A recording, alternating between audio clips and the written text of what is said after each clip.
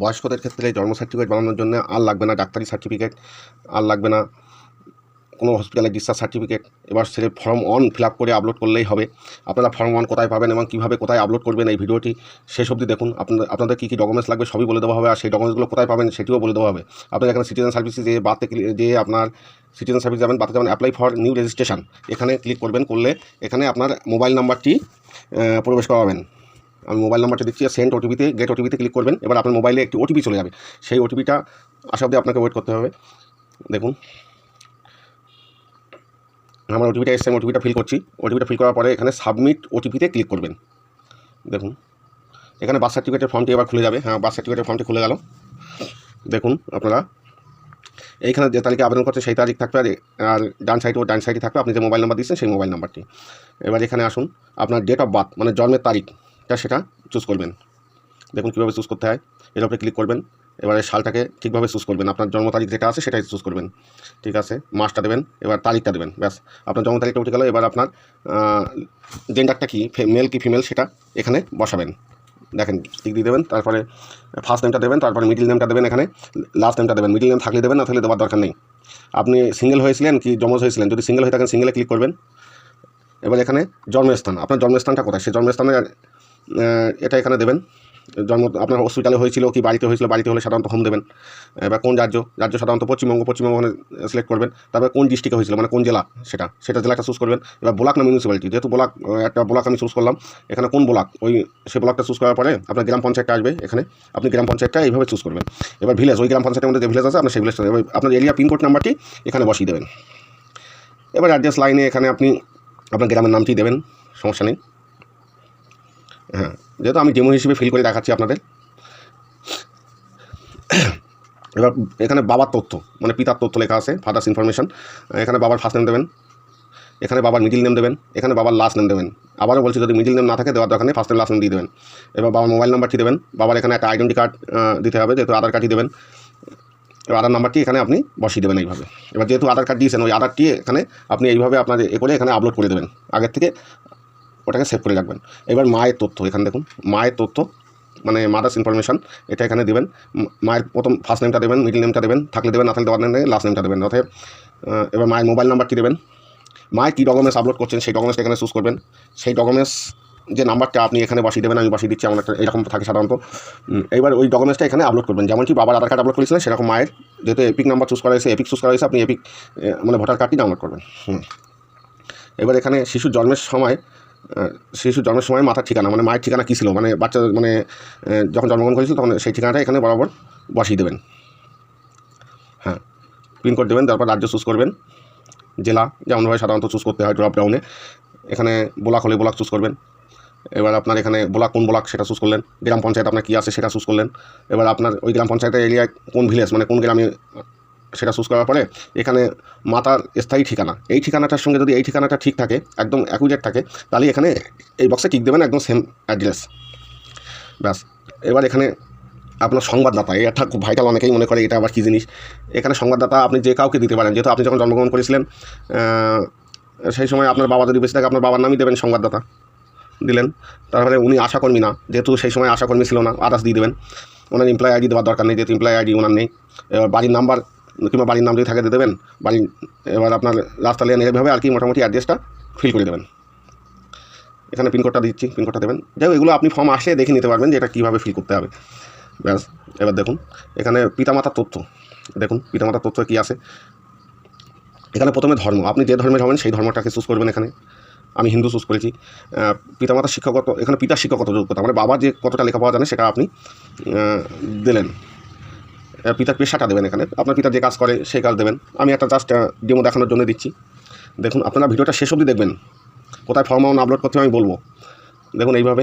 এবার মাতার পেশাটা দেবেন, মাতার শিক্ষকতা যোগ্যতা দেওয়ার পর মাতার পেশাটা দেবেন, মাতা কী কাজ করেন। এবার এখানে নিচে আসলে দেখুন অন্যান্য তথ্যের মধ্যে প্রথম বিবাহের সময় মাতার বয়স মানে মায়ের যখন বিয়ে হয়েছিল তখন বয়স কত ছিল, যেটা ছিল সেটা দেবেন।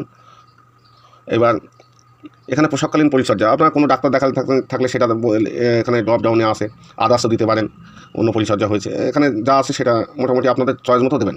হ্যাঁ, এবার আর কি বাচ্চা জন্মের সময় মাতার বয়স মানে বাচ্চাটি যখন জন্মগ্রহণ করেছিল তখন ওই মায়ের কত বয়স ছিল, যেহেতু 21 বছর বয়সে বিয়ে হয়েছে, হয়তো 23 বছর বয়সে একটা বাচ্চা হতে পারে। এবার ডেলিভারি কী হয়েছিল, নর্মাল না সিজারেস? আপনি নর্মাল যদি হয়ে থাকে নর্মাল দেবেন। এবার এখানে আছে আপনার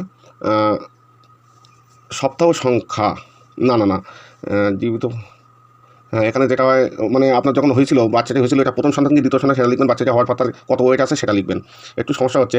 এবার গর্ভকালীন সময় মানে কত সময় গর্ভে ছিল, কত সপ্তাহ, সেই সপ্তাহটি এখানে একটা হিসেব করে বসিয়ে দেবেন।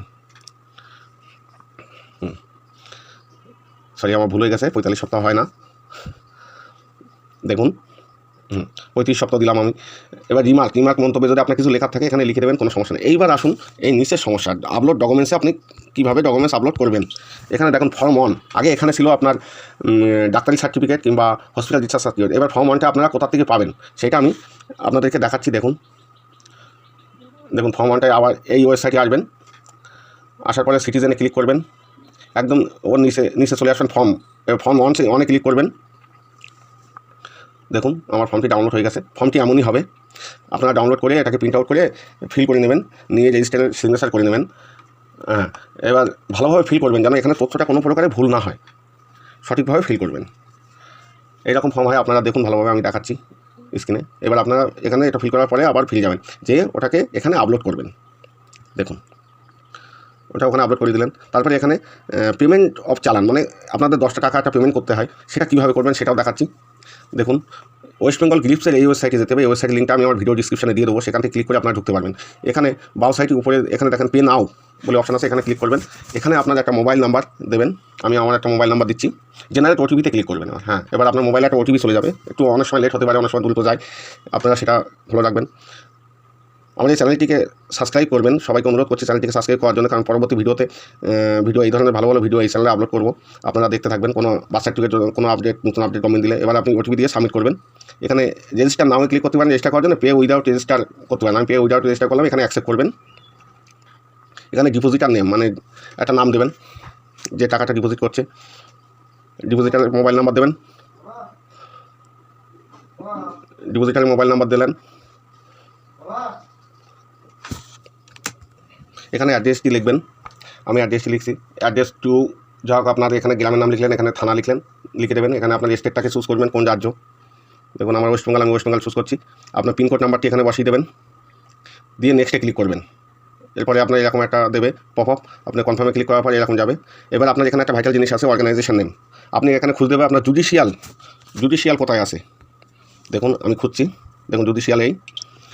এবার আপনার সার্ভিস আপনার হচ্ছে, দেখুন এখানে আমি লিখছি ডান। হ্যাঁ, register of date and birth license, এখানে ক্লিক করবেন।